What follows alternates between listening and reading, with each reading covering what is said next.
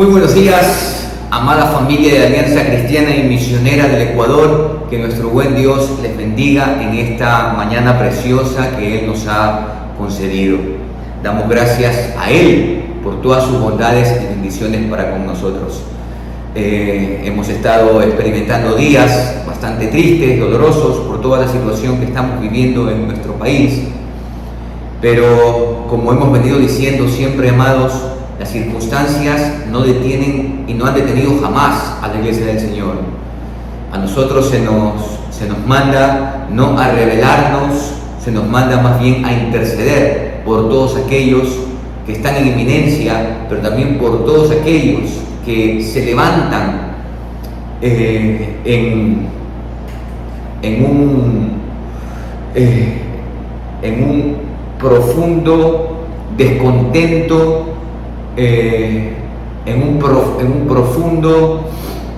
una profunda crítica, una profunda desesperanza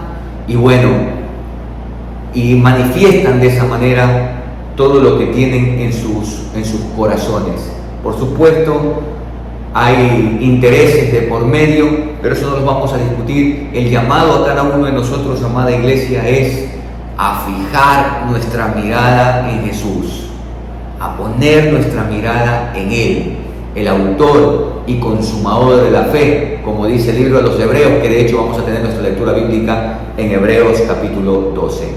Así que, amados, los que están compartiendo con nosotros en este tiempo, pongamos los ojos en el Señor, tengamos plena certeza, como lo he dicho en algunas otras intervenciones, no hay nada que acontezca en la tierra que no sea permitido por el cielo. El cielo gobierna. Y a pesar de que los hombres piensen que Dios se ha desentendido, piensen que Dios nos ha dejado a nuestro propio arbitrio, no es así. Dios es soberano, Él reina, Él está con nosotros, Él está en nosotros, y podemos decir confiadamente, amada iglesia, nuestro refugio es el Dios de Jacob. Así que quiero invitarles en esta mañana que usted abra su Biblia o prenda su Biblia en Hebreos capítulo 12. Vamos a leer Hebreos capítulo 12. Dice la palabra: por tanto, nosotros también, teniendo en derredor nuestro tan grande nube de testigos, despojémonos de todo peso y del pecado que nos asedia, y corramos con paciencia la carrera que tenemos por delante, puesto los ojos en Jesús, el autor y consumador de la fe, el cual, por el gozo puesto delante de él, sufrió la cruz, menospreciando el oprobio, y se sentó a la diestra del trono de Dios. Considerad a aquel que sufrió tal contradicción de pecadores contra sí mismo, para que vuestro ánimo no se canse hasta desmayar. Porque aún no habéis resistido hasta la sangre combatiendo contra el pecado, y habéis ya olvidado la exhortación que como a hijos se os dirige diciendo: Hijo mío, no menosprecies la disciplina del Señor, ni desmayes cuando eres reprendido por Él. Porque el Señor al que ama disciplina y azota a todo el que recibe por hijo. Si soportáis la disciplina, Dios os trata como hijos. Porque ¿qué hijo es aquel a quien el Padre no disciplina? Pero si se os deja sin disciplina, del cual todos han sido participantes, entonces sois bastardos y no hijos. Por otra parte, tuvimos a nuestros padres terrenales que nos disciplinaban y los venerábamos.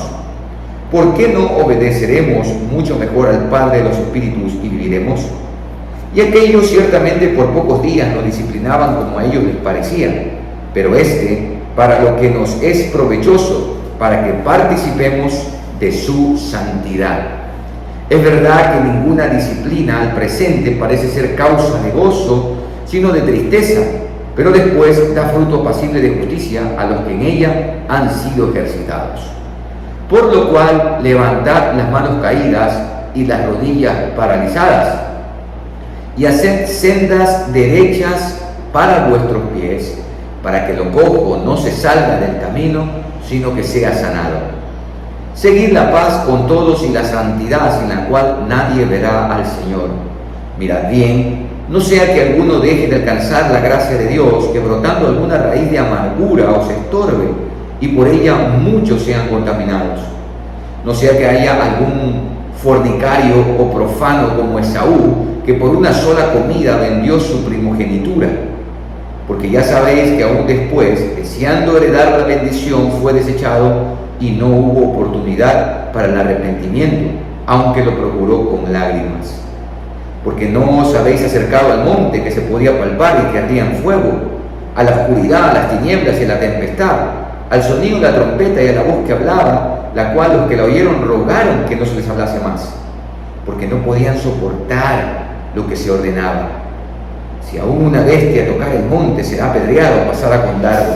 Y tan terrible era lo que se veía, que Moisés dijo: estoy espantado y temblando. Sino que os habéis acercado al monte de Sión, a la ciudad del Dios vivo, Jerusalén la celestial, a la compañía de muchos millares de ángeles, a la congregación de los primogénitos que están escritos en los cielos, a Dios, el juez de todos, a los espíritus de los justos hechos perfectos, a Jesús, el mediador del nuevo pacto, y a la sangre rociada que habla mejor que la de Abel. Mirad que no desechéis al que habla, porque si no escaparon aquellos que desecharon al que los amonestaba en la tierra, mucho menos nosotros si desecharemos al que amonesta desde los cielos, la voz del cual conmovió entonces la tierra, pero ahora ha prometido diciendo: aún una vez, y conmoveré no solamente la tierra, sino también el cielo. Y esta frase, aún una vez, indica la remoción de las cosas movibles como cosas hechas, para que queden las inconmovibles. Así que, recibiendo nosotros un reino inconmovible, tengamos gratitud, y mediante ella sirvamos a Dios, agradándole con temor y reverencia, porque nuestro Dios es fuego consumidor. Hace algunas semanas, no sé si ustedes recuerden, pero tuvimos esta misma lectura bíblica, y yo hablaba específicamente, me centré en lo que es poner la mirada en Jesús. ¿Por qué poner la mirada en Jesús? Y hablábamos del capítulo 11, ¿no? Todos aquellos hombres de Dios que, aunque no vieron, no recibieron, sino que vieron lo invisible y pusieron su esperanza en el invisible. Y claramente dice la Escritura que Dios no se avergüenza de llamarse el Dios de ellos, que aun cuando algunos fueron muertos, aserrados, por supuesto algunos conquistaron reinos, entre otras cosas, no obstante otros no recibieron nada de eso, sino que anduvieron errantes, perseguidos, las viudas recibieron a sus muertos, etc. No obstante, ellos forman parte de una tan grande nube de testigos. Y decía también que en nuestras congregaciones, en nuestras comunidades, los ancianos que están entre nosotros, y algunos que han partido, que los hemos conocido en su fe, en su caminar, en su servicio a Dios, forman parte también de esa gran nube de testigos. En esta semana estuvimos nosotros en un tiempo de edificación con el pastor Walter Pérez acá en Puerto Viejo, y él decía que lo que está en el cielo, los que están en el cielo son más que los que están en la tierra. Y mire usted cómo Hebreos menciona, ¿no? En el verso 22, nos hemos acercado al monte Sión, la ciudad de David, la Jerusalén celestial, la compañía de muchos millares de ángeles, congregación de los primogénitos, el Dios juez de todos, los espíritus de los justos hechos perfectos, y Jesús el mediador del nuevo pacto. Y también hablábamos de la importancia de ser entrenados, les decía en esa vez. Ahora yo quiero enfocarme en lo que dice Hebreos, específicamente en el verso 14: seguid la paz con todos y la santidad, sin la cual nadie verá al Señor. Seguramente usted conoce que la santidad o santo significa apartado para, un uso exclusivo para todo aquello que es santo. Y en el Antiguo Testamento no solamente se apartaba personas, sino que también se apartaban objetos, se dedicaban objetos, se consagraban objetos que iban a ser exclusivamente para el servicio a Dios. Bueno, eso es lo que significa santidad. Y nosotros, la santidad que nosotros hemos obtenido no ha sido obra nuestra, no es que alguien vino y nos apartó, sino que la santidad es un estado que Cristo Jesús logró en la cruz del Calvario. Por eso nosotros en la Alianza hablamos que Cristo es nuestro Salvador, Cristo es nuestro santificador, Cristo es nuestro sanador, y Cristo también es nuestro Rey que pronto viene. Cristo, por su obra en la cruz, no solamente nos salvó, sino que Él también nos trasladó y nos hizo santos. Es decir, nos apartó, nos dedicó para Dios. En este sentido, entonces, nosotros hablamos de la santidad posicional, es decir, ese es nuestro estado. Pero a la vez, también hablamos de ese crecer en santidad, de ese madurar de la vida cristiana, esa profundización en el llamado que Cristo nos ha hecho. Y esa santidad debe ir siendo desarrollada, debemos ir creciendo, madurando como ciudadanos del reino de Dios. Permítame ponerle como ilustración lo siguiente. Usted y yo seguramente hemos nacido aquí en el estado ecuatoriano, y nacimos acá, fuimos unos bebés, no éramos ciudadanos funcionales todavía, en el sentido que aportábamos para la ciudad, para la sociedad, para el Estado, pero fuimos creciendo, fuimos desarrollándonos, y nuestros padres, lógicamente, con todo el cuidado, las atenciones, y posteriormente enviándonos a estudiar, conociendo nuestra realidad, nuestra cultura, fuimos creciendo, desarrollándonos hasta llegar a ser lo que hoy usted y yo somos, ecuatorianos funcionales que desempeñamos un rol en esta sociedad y que procuramos el bienestar de esta sociedad, que cuando partimos, cuando estamos en otra parte del mundo, pues tratamos, espero que sea así, tratamos de mostrar las bondades de nuestro país y también que somos gente correcta. Eso nada más como una ilustración para que usted me entienda de lo que estoy hablando acá. La vida cristiana, usted y yo hemos nacido de nuevo, somos hijos de Dios, somos ciudadanos del reino de Dios. Es más, tenemos hasta una posición, por decirlo así, dentro de ese reino, que es que somos embajadores del reino de Dios aquí en la tierra. Es decir, le decimos a los hombres las bondades del reino al que nosotros pertenecemos. De la misma manera como hemos vuelto a nacer y se nos manda la Biblia a nosotros a madurar, a crecer en la palabra, en el temor de Dios. ¿Para qué? Para llegar a ser ciudadanos del reino en toda la extensión de la palabra. Que podamos evidenciar las virtudes de aquel que nos llamó las tinieblas a la luz. Que podamos dar a conocer esas virtudes. Que podamos dar a conocer a Cristo Jesús, nuestro Salvador, nuestro santificador. Por eso es que la santidad no solamente es posicional, y de hecho es la característica esencial de los hijos de Dios, apartados, separados. Eso es lo que nos distingue, amados, eso es lo que nos distingue. Eso es lo que distinguía a Israel del resto de naciones, y es lo que distingue al Israel de Dios. Es Israel de Dios conformado por hombres y mujeres de toda tribu, nación y lengua. La santidad es nuestro sello, por tomarlo como ilustración también. Esa es nuestra característica principal. Y es algo en lo que debemos constantemente trabajar. Aquí dice hay que seguir la paz con todos. Y también dice que hay que seguir la santidad. Quiero llevarle un momentito, por favor. No estoy predicando, es un devocional, pero vale la pena que vayamos a Apocalipsis, capítulo 22. Y miren lo que dice aquí el Señor en el capítulo 22. En el verso 10 dice: y me dijo, no selles las palabras de la profecía de este libro, porque el tiempo está cerca. Todo lo que le dice el ángel a Juan: el que es injusto sea injusto todavía, y el que es inmundo sea inmundo todavía, y el que es justo practique la justicia todavía, y el que es santo santifíquese todavía. ¿Qué está diciendo el autor de los Hebreos? Que frente a la de Apocalipsis, frente a la inminente venida del Señor Jesucristo, bueno, aquel que quiere vivir una vida de injusticia, una vida de inmundicia, pues siga viviendo su vida. Pero aquel que es justo, aquel que es santo, tiene que seguir practicando, no desmayar.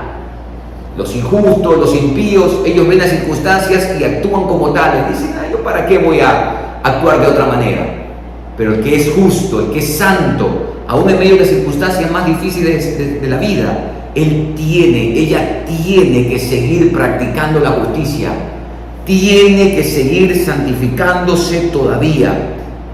El autor a los Hebreos, amados, está presentando dos atributos divinos que han sido compartidos a su pueblo, dos atributos exclusivos de Dios que han sido compartidos con su pueblo. Estamos hablando de la paz, porque Él es el Dios de paz, y a nosotros se nos llama pacificadores. Esa es nuestra identidad. Mire usted que como embajadores del reino de Dios, nosotros lo que anunciamos es reconciliación. Y bueno, ya hay mucho que hablar con esto, ¿no? Es doloroso, admirable y hasta paradójico cuando en la iglesia nosotros no podamos reconciliarnos con un hermano o con una hermana. Amados, no puede ser eso posible. Debemos seguir la paz. De hecho, la paz y el amor son los vínculos perfectos, es lo que une el cuerpo de Cristo. Y el otro atributo que ya estamos hablando es la santidad, y sin esta última, dice el autor, nadie verá al Señor. La respuesta es clara. ¿Por qué nadie verá al Señor? Porque Dios es santo. Dios es santo, santo, santo. Y el autor, para afirmar esto, va a poner ejemplos que tenemos que tener en cuenta para no ser llevados a la catástrofe. Dice el verso 15, mirad bien, no sea que alguno deje de alcanzar la gracia de Dios, que brotando alguna raíz de amargura os estorbe y por ella muchos sean contaminados. Amados, debemos cuidar nuestros corazones de la amargura. Hay personas que solamente pasan criticando, pasan juzgando, son legalistas. Si una persona cae, si una persona pasa por circunstancias difíciles y no actúa de acuerdo a sus cosmovisiones, en lugar de hacer lo que dice el verso 12, hay que levantar las manos caídas, las rodillas paralizadas, hay que hacer sendas derechas para vuestros pies, para que lo cojo no salga del camino. Amados, nosotros al cojo le rompemos la otra pata y no buscamos esa restauración, ese ayudar al otro, sino que más bien vivimos criticando. Nos ponemos en una posición muchas veces superior al otro, y sucede también que cuando tenemos altas expectativas y de pronto el pastor, un hermano, un líder no actúa como nosotros pensamos que debe actuar, inmediatamente comenzamos a llenarnos de amargura en el corazón. Amados, eso no ayuda. ¿Por qué? Porque usted y yo sabemos que cuando estamos llenos de amargura, ¿qué es lo que hacemos? Nadie puede dar lo que no tiene. De la abundancia del corazón habla la boca. Y lo que vamos a hacer es expresar en medio de la congregación nuestro descontento, nuestra amargura, nuestra crítica, nuestro juicio. ¿Y qué vamos a hacer? Vamos a contaminar al resto. Hay que tener cuidado de la manera como de lo que están llenos nuestros corazones. Y vale aquí mencionar lo que dice Proverbios, ese pasaje que todos hemos memorizado: sobre toda cosa guardada, guarda tu corazón, porque de él mana la vida. Mira, no sea que esta amargura estorbe y por ella muchos sean contaminados. Debemos cuidar el corazón, debemos aprender a ser agradecidos, y debemos aprender que en este caminar cristiano, que no es una carrera de competencia, de velocidad, sino que, como dije hace algunas semanas atrás, es una carrera de perseverancia, y que el premio no es para uno solo, sino que el premio es para todos. Podamos tener ese tino y también esa madurez, ese análisis de uno mismo, y saber que en este proceso, en este desarrollo, en este crecer, todos, absolutamente todos, a veces caemos y tenemos que volvernos a levantar. Y cuán necesaria es la comunidad, cuán necesaria es la iglesia para esa restauración, para ese caminar juntos, amado. Por eso es que la iglesia, dicho sea de paso, no puede ser a través de la cuestión online. No podemos ser iglesia a través de la virtualidad. Amados, la iglesia es el toque, la iglesia es el vernos, La iglesia es el exhortarnos, el animarnos unos a otros, vivencialmente abrazarnos, estimularnos, como dice Hebreos en el capítulo 13. En segundo lugar, nosotros debemos protegernos, lo que dice el verso 16, no sea que haya algún fornicario o profano como Esaú, que por una sola comida vendió su primogenitura. No debemos menospreciar el estado que Dios nos ha dado, ese estado de santidad, esa salvación tan grande que dice el autor de los Hebreos también, que Él nos ha dado. Amados, no debemos menospreciar el estado que Dios nos ha dado. No podemos rebajarnos. No podemos rebajarnos. O mejor dicho, no deberíamos rebajarnos del estado que Dios nos ha dado. Esaú era el primogénito, y el ser primogénito en la cosmovisión hebrea, amados, no solamente se trata de un asunto económico. Amados, es que bienaventurado el varón que abre matriz. Los primogénitos eran consagrados a Dios, es decir, no solamente que había una bendición material, por así decirlo, sino que era toda una bendición espiritual, una bendición familiar. Y Esaú menospreció todo eso. ¿Por qué? Por llenar su vientre. Simple y llanamente por llenar su vientre. No menospreciemos el estado que Dios nos ha dado. Y a continuación, el autor va a decir por qué de todo esto. Dice, pone como ejemplo primero que no nos hemos acercado a un monte, y está hablándole porque el contexto o los destinatarios de la carta son hebreos, son judíos, conocen muy bien de todo esto. No se han acercado ahí al monte Sinaí, donde Dios le dio las leyes a Moisés, donde Dios le habló al pueblo y hubo relámpagos y la gente se estremecía, y aún el mismo Moisés estaba espantado y temblando, porque cuando Dios bajó a ese monte, todo tembló, todo cambió, todo fue trastornado y la gente tuvo miedo, tanto miedo que dijo, que Dios te hable a ti y tú háblanos a nosotros porque estamos aterrorizados. Y aun si una bestia tocaba el monte, amados, moría inmediatamente. Tal manifestación de poder debió haber sido, wow, no me imagino realmente, hermanos. Y seguramente una evidencia como para caminar en temor, en obediencia, en fe. Pero usted y yo sabemos lo que sucedió, cómo este pueblo tentó a Dios en el desierto, cómo no creyeron, amados, la incredulidad. Entonces, si la gente tuvo temor, si nosotros al imaginarnos, no sé si usted ha visto la película Los 10 Mandamientos, una película muy antigua, a mí me encanta, me fascina esa película, y ver toda esa manifestación de poder de Dios es asombroso. Sin embargo, el autor de Hebreos dice que eso no se compara con lo que a nosotros nos hemos acercado. ¿A qué? Al monte de Sión, es decir, la ciudad donde está edificada la Jerusalén antigua. Pero aquí está hablando la ciudad del Dios vivo, la Jerusalén celestial, a la compañía de muchos millares de ángeles, a la congregación de los primogénitos que están inscritos en los cielos, a Dios el juez de todos, a los espíritus de los justos hechos perfectos, a Jesús, el mediador del nuevo pacto, y a la sangre rociada que habla mejor que la de Abel. Es decir, que esto de acá, amados, no solamente que supera, la superación no es en cantidad, la superación es en calidad.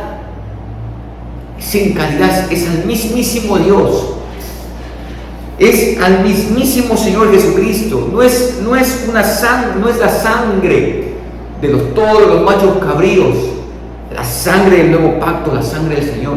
Esto realmente a mí, amado, me estremece y me enternece. Me estremece por ver la magnitud del amor de Dios, me contrita por dentro y a la vez me enternece de saber cuán amado soy por Dios, cuán amado usted es por Dios. Por lo tanto, dice el verso 25, no desechen al que habla, porque si aquellos que fueron amonestados por un hombre, es decir, por Moisés, si recibieron la consecuencia, ¿cuánto más ¿sí? Nosotros, si desechamos al que amonesta desde el cielo. Habría mucho que decir para desechar. En alguna oportunidad compartiremos eso. ¿Cómo podemos desechar nosotros al que amonesta desde el cielo? Bueno, el pasaje mismo va a decir, si menospreciamos lo que Él ha hecho, si dejamos de vivir en santidad, si no seguimos la paz, entre otras cosas.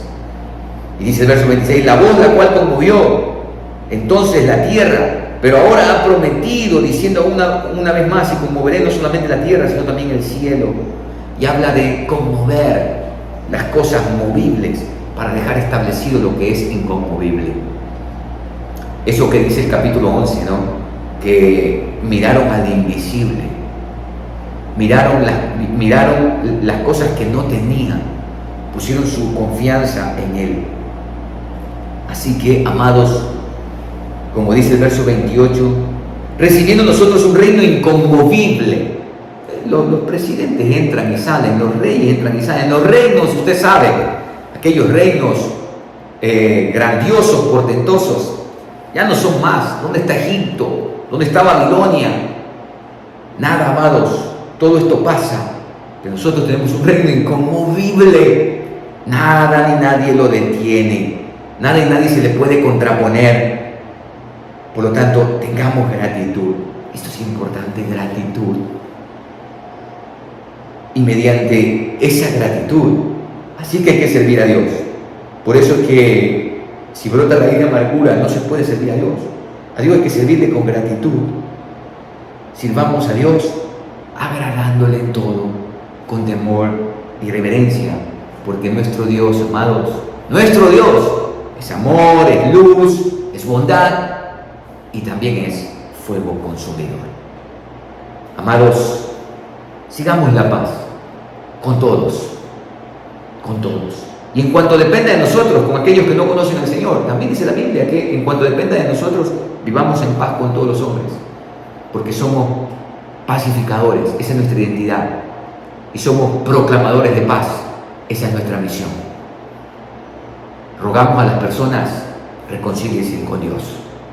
Amados, que nuestro buen Dios nos bendiga y seamos esos hombres y mujeres que vivimos en el estado que Él nos ha dado, con un corazón agradecido y con un corazón expectante del reino inconmovible que se nos ha prometido.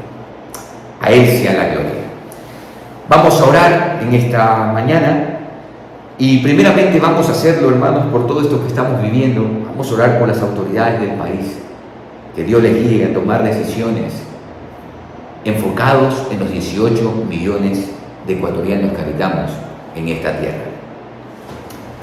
Señor, primeramente queremos darte gracias por tu palabra, por la exhortación que nos hace, por el llamado a seguir la paz y la santidad, Señor.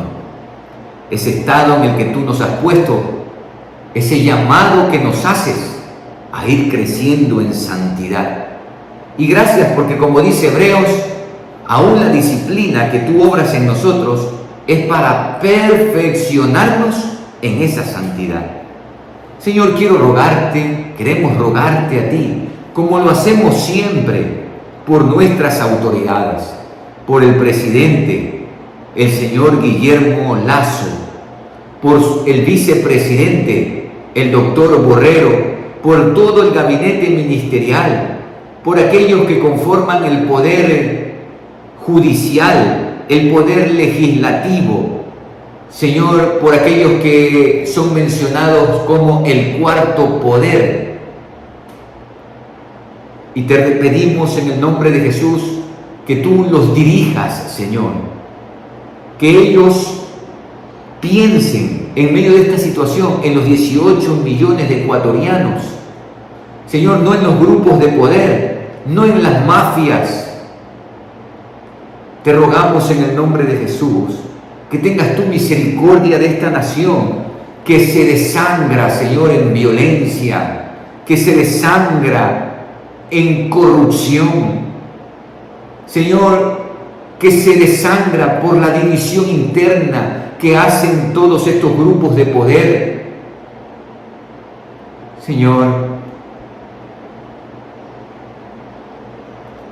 oramos a ti, soberano Rey, tú que eres el Altísimo, el que tiene poder y control sobre todo y sobre todos. Te pedimos, Señor, misericordia para Ecuador, para nuestras autoridades. Bendíceles con inteligencia, con prudencia, con discernimiento, Señor, de la realidad que estamos viviendo. Que sean sensibles en medio de todo este caos social, esta conmoción interna debido a la violencia, a la falta de salud, la falta de empleo, la falta de seguridad, Señor. Yo creo, Padre, que el Estado no es un padre, el gobierno no es un padre, es un vigilante que debe de procurar que vivamos en esa seguridad para que podamos desarrollar la familia, la sociedad y el Estado ecuatoriano. Por lo tanto, deben crear políticas que permitan que los emprendedores surjan, que podamos estar seguros de que no vienen a quitarnos el fruto del trabajo.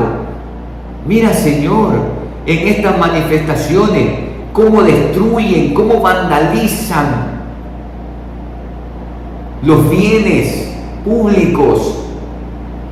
Y, Señor, son ignorantes porque no se dan cuenta que eso sale de nuestros propios bolsillos.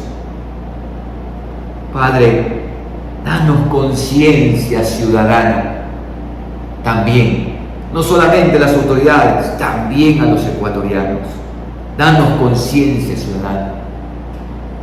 El Estado no es responsable de todo, ellos tienen su responsabilidad y su irresponsabilidad no es justificación para nuestro proceder.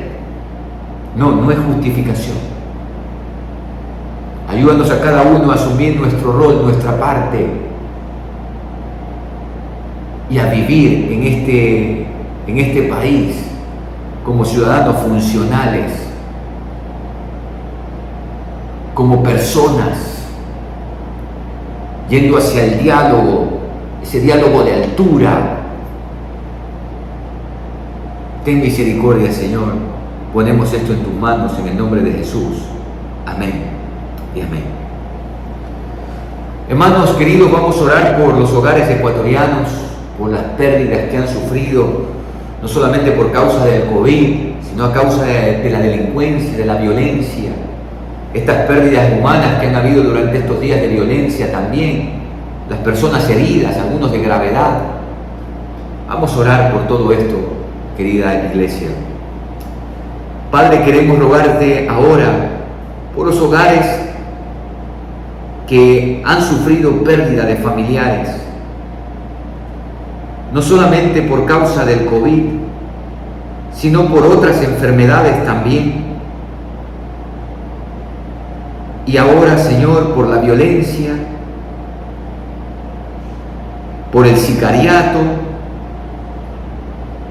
y por estas manifestaciones que ya llevamos 15 días sufriéndolas. Te pedimos en el nombre de Jesús que tú, el Dios de toda gracia, el Dios de toda consolación, vengas a sus vidas para darles refugio, para darles el consuelo que solamente tú, Señor, sabes dar. Padre, pero la iglesia es tu cuerpo. La iglesia es la que abraza, la iglesia es la que habla, la iglesia es la que va. No podemos solamente rogarte y pedirte que tú consueles los hogares, sino que debemos decir, Señor, y reconocer que es a través de nosotros que lo haces. Señor, danos ese sentir de empatía, ese sentir que tuvo la iglesia primitiva, como la llamamos, esa iglesia primera, ahí donde empezó, que recibía a las viudas, a los huérfanos, que enterraba a aquellos que no tenía quien los entierre. Señor, danos empatía en medio de las situaciones tan precarias que vivimos en esta sociedad ecuatoriana. Danos, Señor, el sentir para ir a aquellos que sufren, aquellos que han sufrido pérdida y que algunos, frente a esa pérdida, no ven otro camino que el suicidio.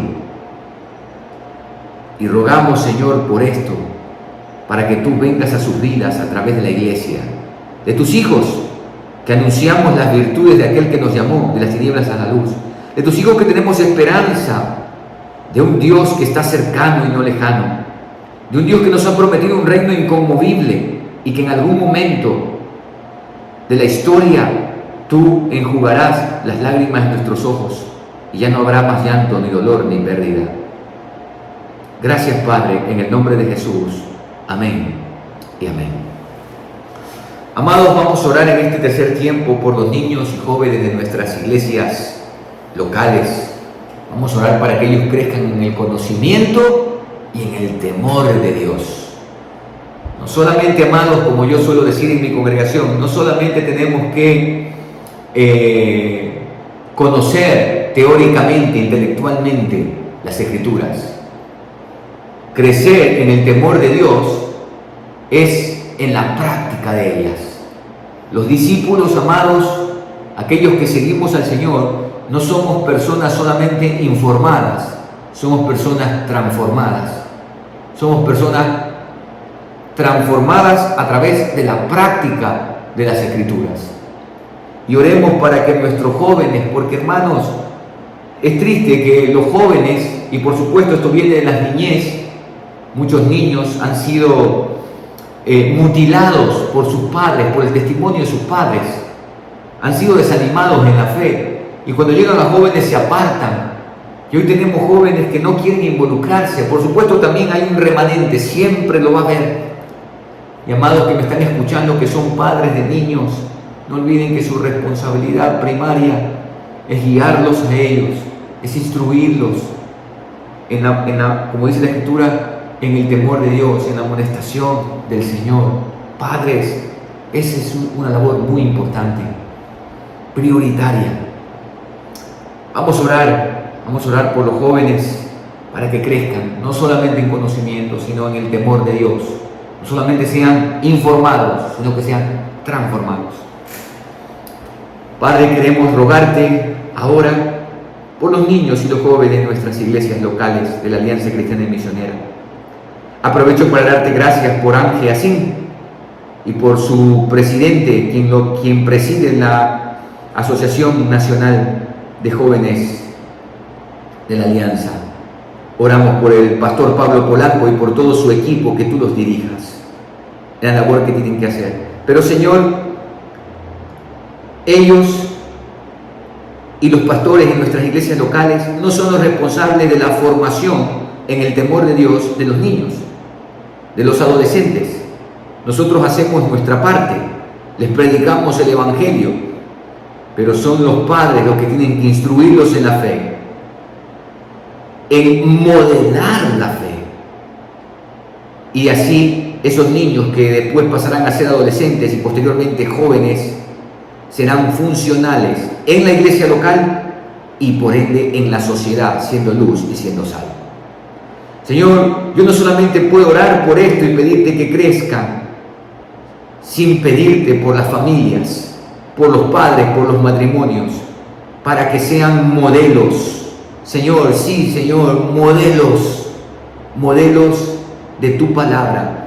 Que los matrimonios, los padres encarnen la palabra. Y, Señor, si hay niños y jóvenes que crecen en hogares monoparentales, como les llamamos, que ese papá o esa mamá sean modelos de perdón hacia los cónyuges que han abandonado el hogar, primeramente, y de modelar los atributos, los mandatos que tú nos has dado, Señor, que nuestros hijos puedan ver en nosotros a Dios y así puedan ser informados, pero también transformados. En el nombre de Jesús. Amén y amén. Amados, en este cuarto tiempo de oración vamos a orar por los misioneros transculturales, todos aquellos que ya están en el campo misionero y aquellos que también van a salir al campo misionero. Vamos a ponerlos en nuestras oraciones. Señor, queremos darte gracias por la obra misionera de la Alianza Cristiana y Misionera. Gracias, Padre, por el Departamento Nacional de Misiones, presidido por el pastor David Mutre, nuestro presidente. Gracias por la vida de nuestra querida hermana Cecibel, que también está allí sirviendo. El pastor Luis Solís, el pastor Paul Mendoza, también como tesorero. Gracias, Señor. Gracias por cada una de las iglesias locales que aportamos para la misión transcultural. Señor, sigue moviendo nuestros corazones. Y ahora que vamos a tener este culto de clamor misionero el día viernes, que todos seamos convocados a clamar a ti, para que, como dijo el profeta Joel, la tierra sea llena del conocimiento del Señor. Padre amado, oramos por nuestros misioneros. Te damos gracias por la vida de Jairo y Leila, que están allí en Senegal, conjuntamente con Isabel y también la familia Arias. Oramos que tú los bendigas, oramos que tú los empoderes en el poder del Espíritu Santo y que el Evangelio sea predicado sin temor, Señor. Guíalos en la labor que tú has puesto en sus manos y bendice la obra de sus manos.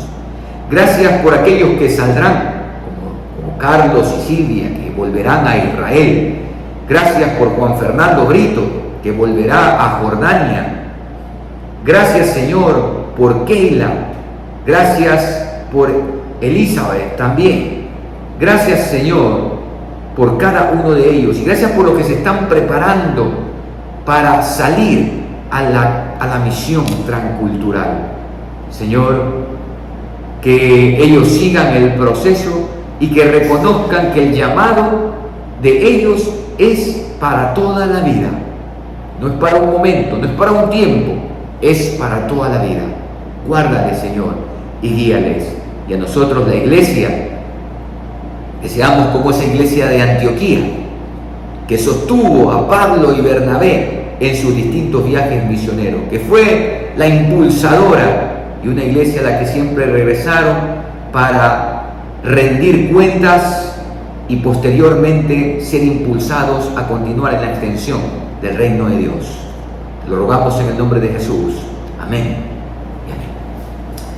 Y por último, amados, vamos a orar por los ecuatorianos que están pasando por problemas económicos y más aún en estos días de paro que se han dado, amados. Solamente la industria turística, escuchando las noticias, ha perdido 18 millones de dólares. Solamente la industria turística, sin contar el pequeño y mediano empresario. Amados, esto es una catástrofe. Lo que muchos de nosotros no entendemos es que mi acción individual afecta a la comunidad. Su accionar individual afecta a la comunidad y nos estamos dañando a nosotros mismos. No dañamos al presidente Lazo. Él tiene su riqueza, hermanos. A él no le hacemos nada con hacer levantamientos. Nada va a suceder. Nos dañamos nosotros, la gran mayoría de ecuatorianos que viven del día a día. Así que oremos por esto. Amado Padre Celestial, ahora queremos rogarte por todas aquellas familias que están afrontando problemas económicos y más aún en estos días de paro. Señor, hay pequeños empresarios, pequeños negocios que estaban tratando de reactivarse en medio de esta pandemia. Y Señor, algunos negocios seguramente van a quebrar, porque no van a poder pagar a fin de mes, que ya es esta semana, sus préstamos. No van a poder cubrir el pago al IES, entre otras cosas, Señor. Y habrá desesperación. Padre, con dolor veíamos cómo en estas manifestaciones a una mujer que tenía su su negocio en los alrededores de la Contraloría, cómo se lo saquearon y cómo destruyeron, Señor. Padre, realmente a mí me duele, me entristece, me siento impotente y seguramente cada uno de nosotros nos afrontamos o tenemos estos sentimientos encontrados. Te rogamos, Señor, que tengas misericordia de esta nación. Señor, los problemas van a continuar si el corazón no cambia, si no asumimos cada uno nuestra responsabilidad colectiva, individual y colectiva. Soy responsable de las decisiones que tomo individualmente, que no solamente afectan a mi familia, sino también mi entorno, la iglesia y por ende la sociedad. Oramos por esto, Señor. Tú, el Dios que se identifica con los vulnerables, con los débiles, clamamos a ti, el Dios al que le pertenece el cielo y la tierra. Todo te pertenece, Señor. Padre amado, bendice las manos dirigentes, bendice los negocios dirigentes, prospéralos, Señor, y hazlos crecer para que se conviertan, tomando la analogía del grano de mostaza, que es pequeñito y se forma un árbol que anida a muchos. Asimismo, estos pequeños negocios crezcan y puedan crear fuentes de empleo para otros. Ponemos esto en tus manos, Señor, reconociendo que solo tú eres Dios y que tú nos escuchas y que tú nos oyes y que tú conoces y que tú ya está esto en tus manos y tú ya has descendido para librarnos. En el nombre de Jesús. Amén y amén. Amada iglesia, que nuestro buen Dios les bendiga. Un abrazo para cada uno de ustedes.